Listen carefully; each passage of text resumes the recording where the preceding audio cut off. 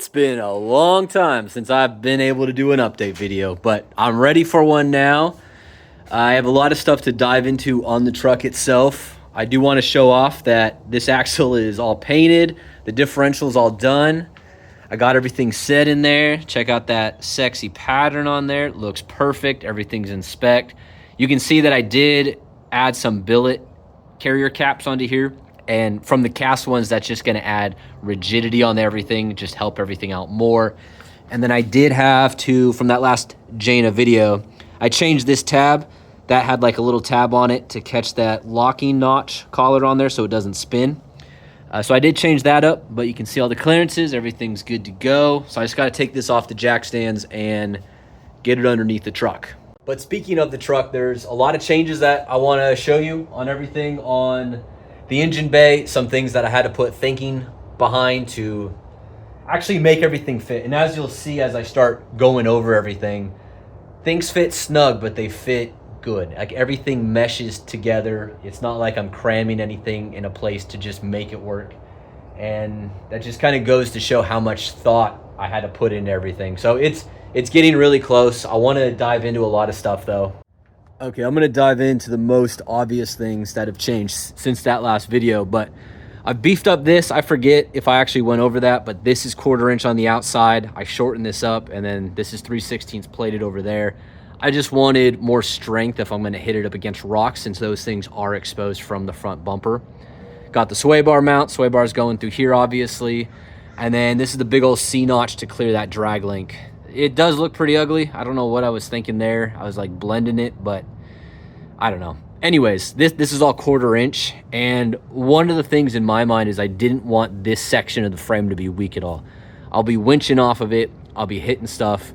And I didn't want that weak. So this plate on the outside, this is actually 3/8 plate with 1/4 inch on the bottom. And then on the inside of the frame, you have 1/4 inch.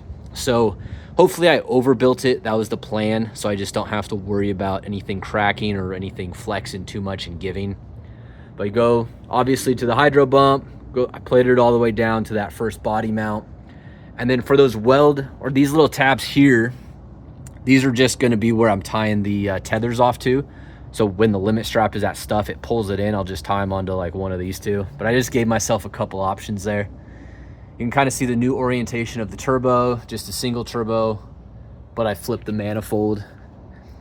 And aside from flipping the manifold, bringing the turbo up higher so you can actually see it and it looks way cooler, the big reason why I even went that route in the first place is with this coil over in here, and this side was fully drooped out and then swinging to the driver's side, there was barely a 1/2 inch between the spring and the compressor housing. So if I flipped it like I did, now I had 3 inches of clearance, which was way more, felt way more comfortable. And that's what I ended up doing there. So that was a big change that I had to do, change the intercooler piping. That's still just the factory intercooler tube. I just did a different boot on this side and then a different boot on that side. And because that changed, I had to change that radiator hose, as you can see. So that's just going straight there. I am slightly worried about this radiator hose. My thoughts are, if the motor's gonna torque over, there's usually some give in these, and there's a tiny bit, but there's not a whole lot because it's such a straight line. Where normally radiator hoses or any hoses, they've got some wiggles in them, and there's a lot of extra-ness to it, so the engine can torque. It doesn't pull on anything. But I do have poly inserts in here, which should tie it to the frame more. So that's just something that I'm gonna have to keep an eye on. And then as you can see too, my coolant reservoir or expansion tank, it has relocated. And I didn't want to relocate it, but as you can see, that is kind of in the way of where it used to be. It would have never fit in the factory spot.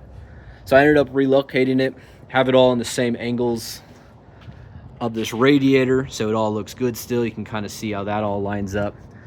But where it lands, and I'll be able to know in the next video when I start putting the tires on and stuff in it, it should clear everything still. One thing I want to bring up about radiator expansion tanks. So on these expansion tanks, I did take a deep dive trying to figure out if I can run a nice aftermarket one. I really didn't want to spend money, but I also wanted it to fit everything accordingly.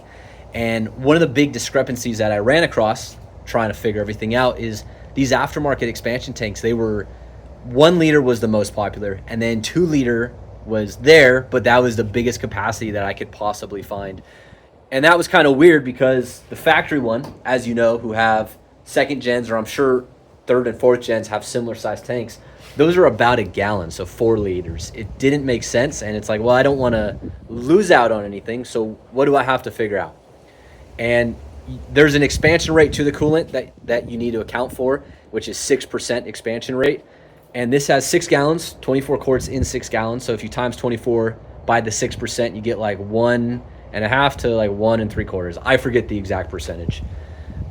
So like a 2 liter would work. A 1 liter absolutely won't work, which is, it's insane that I see these marketed for Cummins trucks in the first place. But the reason why you don't want to max out the coolant capacity size is, 1, you don't want to overflow and spit out, and then 2, you also don't want to run it dry and then potentially suck air into the radiator. So I stuck with the factory unit so I can keep a gallon of space in there. And this one honestly worked out perfectly. Like, I can still read everything super easy from the front of the truck. It fits under the hood nicely. It should clear everything there. I just had to move it away from that fan shroud off to the side over here. So that was the only thing I had to change there, which worked out very well. The other big thing that you'll notice is this reservoir. So this is going to be my steering reservoir. I have it mounted right on the front of the engine there. I think this is the perfect spot. But you can see how you can still access everything. The wire harness kind of works in front. I have a zip tie mount that goes under, follows like the factory routing. But this mount works absolutely perfect as well. If you guys want a bracket like this, I can definitely start making them and selling them for you guys. But the big thing on the routing is I wanted everything to be clean. So of course I have my hydro booster. This is the return line. This line follows this Fender line and then goes to the return here. And then of course you have the normal return and the feed. So that's where I'll be running my power steering reservoir. Seemed like the perfect fit. And then let's go to the brake stuff. So the brake, again, is remote reservoir, master cylinder, and everything kind of fits in there super snug. So this front reservoir is going to be for the front brakes, and then this rear one is feeding the rear brakes. A little bit smaller since they don't have as high as a fluid capacity, but it should still work perfectly. I got to clean up the wiring. That's what's bulging this out, but it does have a little bit more clearance there. But you can see how all that fits in there, super snug. I guess you didn't even see how I finished all my towers. Those are all plated. It's 3/16 over quarter, so it should be plenty strong, and then that's all connected there with the supports to that cross tube. So that ended up working out super well, but I got these Fender supports designed from Casey. I'm sure you guys follow him, but he actually sent me these, and then I made these brackets for the fuse box and some other tabs. But you can see how the fuse box is now in there, which clearance wise, I mean, if you're standing at this angle, it doesn't even hang down. It's over there, and that should clear everything. I actually honestly don't even know if it clears the tire, but I'm pretty sure it should.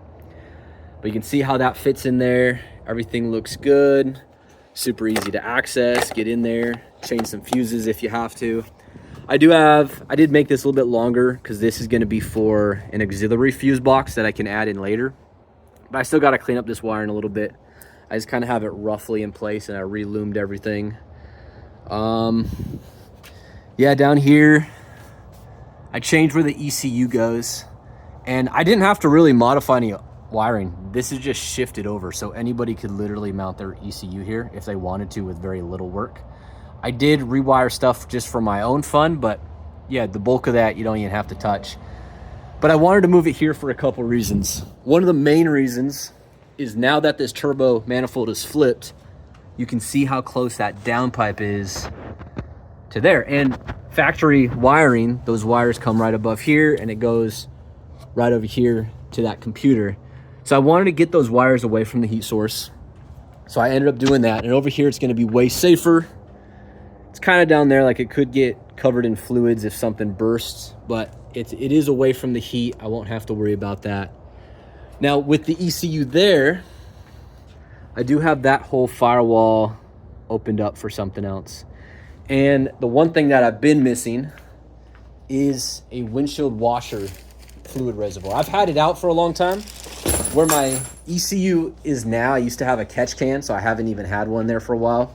But I found this gem online, paid 30 bucks for it.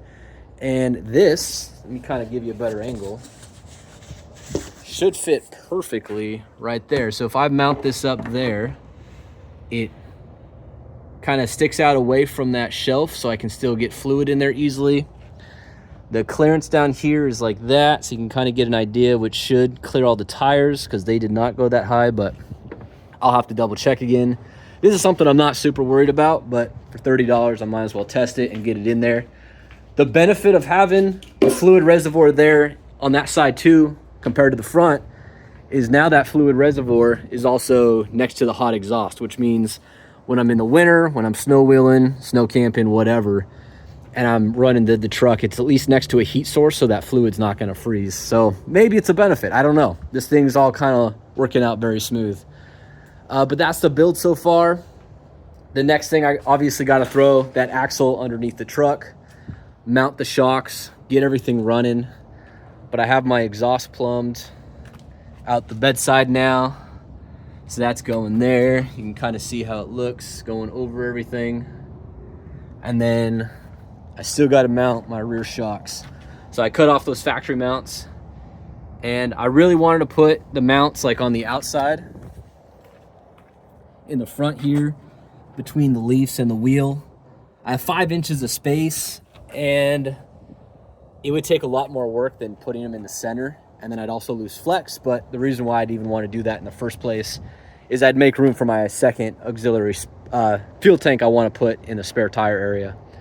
So that's pretty much the build. I want to show you the last part of this. So these Fender subframes that I got from Casey, they make servicing it super easy, and I want to show you that. So like if I need to get in here and take this fender off, obviously the headlight is mounted to that fender, but I want to take this fender off and just show you how simple everything is to actually get to.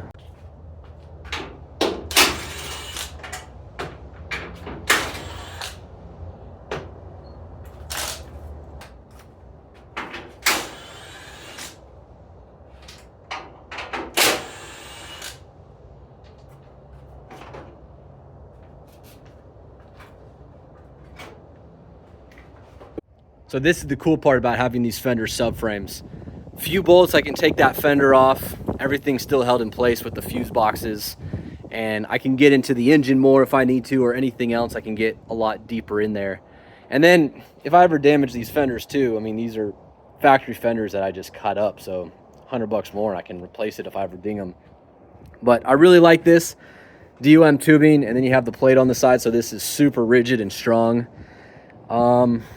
I do have tabs in here. So one thing that I added since that last video, so I have these tabs on here for an inner fender well when I eventually get that going. I also put some tabs on these towers. So since this isn't a cage truck and I still use actual body mounts, the body is still going to shift more than the actual towers will. So if I want to cover behind those shocks and also up here, it needs to be a 2-piece design. So that's why there's tabs on these towers. So eventually I'll get like an inner fender that's going to go in here and mount to here, and then I'll get an outer fender, or I'm sorry, wheel well, that'll go on the inside and cover everything there. So then when you're actually looking at this thing, it'll all look boxed in and you can't see the engine, or mud can't get in there, etc. So that's the plan down the line. I'm not going to focus on the wheel wells to get it driving. I'm going to focus on that first and I'll build those later. I just need to make everything for snowboard season. So that's been the big rush of getting everything together. But the next video, we should see this thing driving.